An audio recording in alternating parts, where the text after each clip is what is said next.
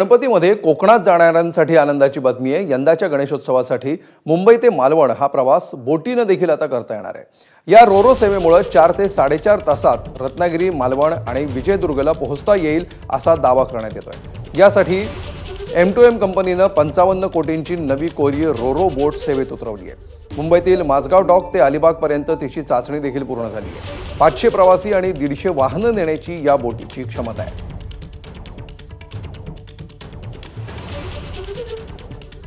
जाणाऱ्या चाकरमानीसाठी मोठी एक दिलासादायक बातमी समोर आली आहे। आपण आहोत सध्या मुंबईचा भाऊच्या धक्काच्या समोर असलेला पोर्टवर, बंदरगावावर। इथून आहेत कोकणात मालवण जाण्यासाठी चक्का आहे।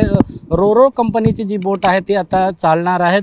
सध्या प्रायोगिक तत्त्वावर त्याच्या चाचणी सुरू आहेत। खरं तर गणेशोत्सव काळामध्ये मोठ्या संख्येमध्ये चाकरमानी कोकणात जातात। अशामध्ये रेल्वे तिकीट असेल किंवा मोठा रेल्वेचे तिकीटचे तुटवडा असेल किंवा रस्ता मार्गे जर जात असतील तर त्यांना रखडलेले कामाच्या किंवा वाहतूक कोंडीच्या चाकरमानीने त्रास होत होता।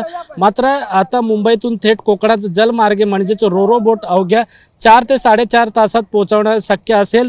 आज किंवा उद्या या बोटच्या चाचणी आहेत भाऊच्या धक्क्याजवळ आहे पोर्टवर होणार आहेत। ही बोट M2M कंपनीचे 55 कोटीची अत्याधुनिक रोरो बोट असणार। सागरी महामंडळाच्या सहकार्याने लवकरच ही सर्वसामान्य सेवेसाठी सुरू होणार आहे। एकाच वेळी 500 प्रवासींना 150 वाहने घेऊन प्रवास करू शकणार आहे। विशेष म्हणजे बोटीचे वेग 24 नॉटिकल माइल्स असून ती अवघ्या 4 ते 4.5 तासात मुंबईहून रत्नागिरी, मालवण, विजयदुर्ग या ठिकाणी पोहोचू शकणार। चाचणी जी आहे आधी डोमेस्टिक क्रूज टर्मिनल मांडवा मार्गावर घेण्यात आली आहे, ती यशस्वी ठरली आहे। गणपतीमध्ये आपण पाहिलं तर कोकणामध्ये जाण्यासाठी मोठी गर्दी असतात चाकरमानींचं।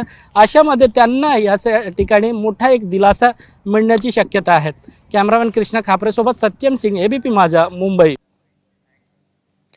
पुढची बातमी राजकीय वर्तुळातून। ठाकरे बंधू एकत्र येण्याच्या चर्चांवर ठाकरेंच्या शिवसेनेचे खासदार संजय राऊतांनी पुन्हा एकदा भाष्य केलंय। ठाकरे